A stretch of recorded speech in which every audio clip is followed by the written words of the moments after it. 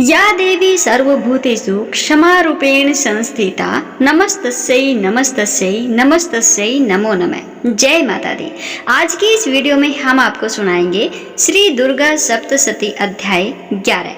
आप इस वीडियो को पूरा बिल्कुल ध्यान से सुनिएगा, जिसके सुनने मात्र से आपके सभी संकट दूर होंगे। चलिए शुरू करते हैं अध्याय 11। देवी द्वारा शुंभ वध होने पर इंद्रादिक देवों ने अग्निदेव को आगे करके कात्यायनी देवी की स्तुति करना प्रारंभ किया। देवताओं के सफल मनोरथ होने से उनका मुखमंडल चमक रहा था और प्रकाश से दसों दिशाएं उद्भासित हो रही थी। इसके बाद देवताओं ने कहा, शरणागत की पीड़ा विनाशिनी देवी, आप हमारे ऊपर प्रसन्न होइए। संपूर्ण विश्व की जननी प्रसन्न हो। हे विंध्येश्वरी, इस समस्त विश्व का परित्राण करो। देवी, तुम ही निखिल ब्रह्मांड की एकमात्र अधिष्ठात्री हो। इस विश्व की आधारशिला तुम ही हो, क्योंकि पृथ्वी के रूप में तुम्हारी अवस्थिति है। हे देवी, तुम्हारा पराक्रम अतुलनीय है। तुम ही जल के रूप में स्थित होकर समस्त विश्व को तृप्ति प्रदान करती हो। तुम अनंत बलशालिनी वैष्णवी शक्ति हो।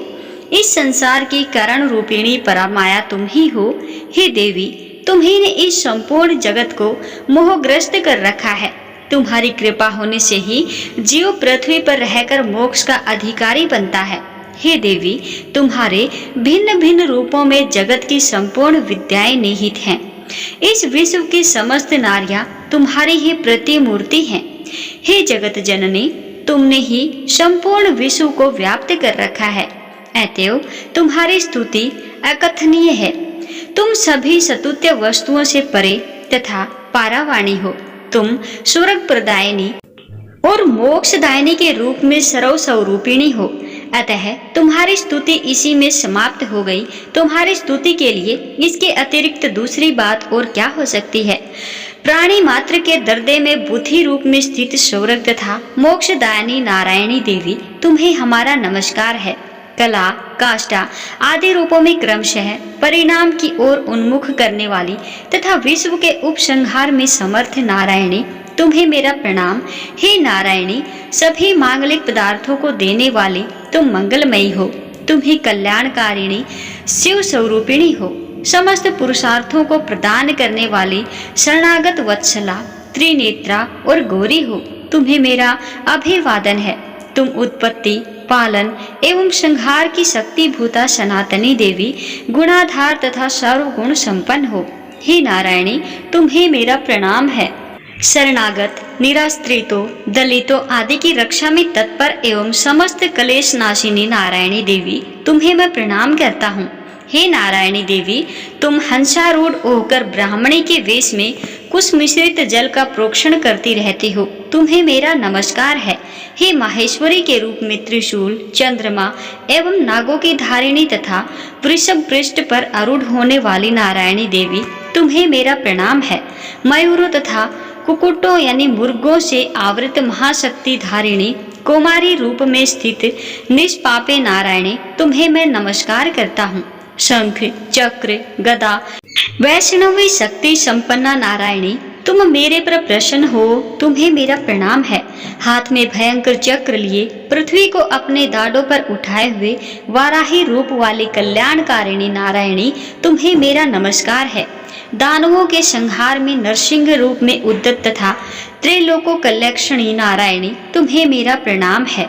दाढ़ों के कारण विकराल मुख वाली मुंडमाला से विभूषित मुंड मृदिनी चामुंडा रूपिणी नारायणी, तुम्हारा मैं अभिवादन करता हूँ।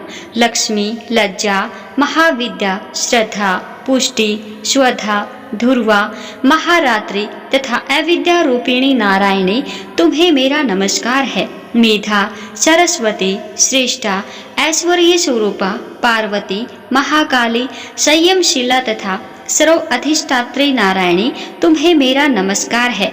सर्व रूपा, सर्वेश्वरी, सर्व शक्ति संपन्ना, दिव्य रूपा दुर्गे देवी, आप हमारी सभी भीतियों से रक्षण करें।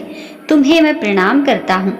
हे कात्यायनी, त्रिनेत्रों से सुशोभित तुम्हारा सौम्य मुखमंडल संपूर्ण भयों से मेरा त्राण करे। तुम्हें मेरा नमस्कार है। भद्रकाली, ज्वालाओं की लपट से प्रज्वलित अत्यंत भीषण एवं संपूर्ण दानवों का संहारक तुम्हारा त्रिशूल हमारी रक्षा में समर्थ हो, तुम्हें मेरा प्रणाम है।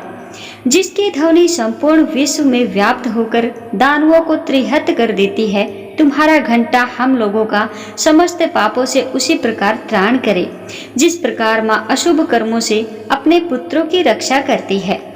हे चंडिके, दानवों के वशा यानी चर्बी एवं रक्त रंजित तुम्हारे हाथ में शोभा पाने वाला खड्ग हमारा त्राण करे, तुम्हें मेरा प्रणाम है। हे देवी, तुम्हारी प्रसन्नता से ही समस्त व्याधियों का शमन होता है, कुपित होने पर मनोरथ का नाश होता है। जो लोग तुम्हारे शरणापत्र हैं, उन पर कभी विपत्ति के बादल नहीं मंडराते।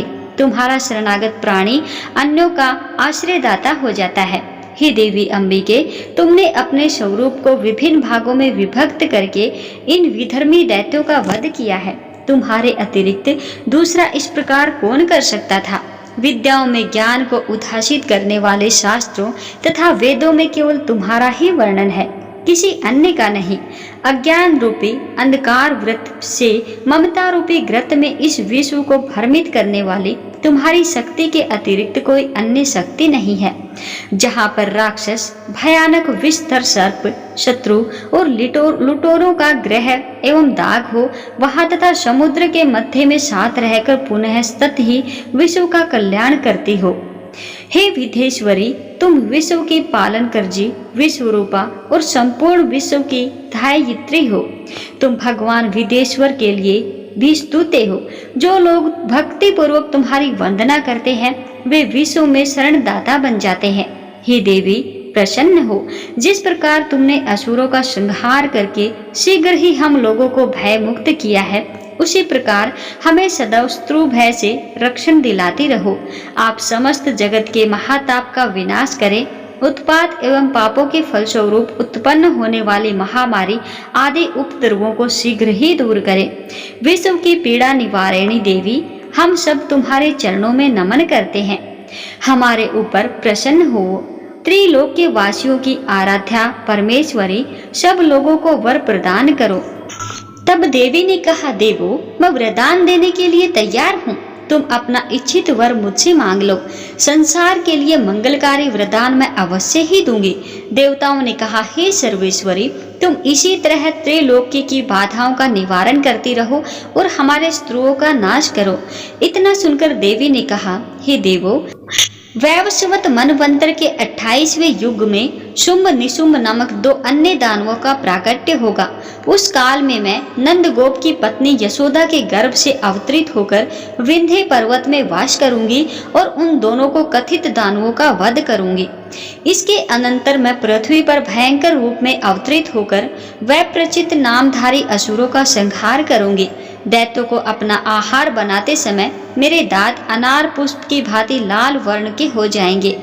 इस कारण स्वर्ग के देवता और भूतल के मनुष्यगण सदैव मेरी स्तुति के समय मुझे रक्त दंतिका नाम से संबोधित करेंगे। इसके बाद जब पृथ्वी पर 100 वर्षों तक अवर्षण का प्रकोप रहेगा, तब मुनियों के सौतन में मैं भूमि पर आयोनिजा नामक रूप में प्रकट होंगी। उत्पन्न होते ही मैं मुनियों को सत नेत्रों से देखूंगी। तब सभी दानव सतासी नाम से मेरा गुणानुवाद करेंगे। हे देवो, उस समय मैं अपने शरीर से उत्पन्न शाकों द्वारा ही संपूर्ण विश्व का भरण करूंगी।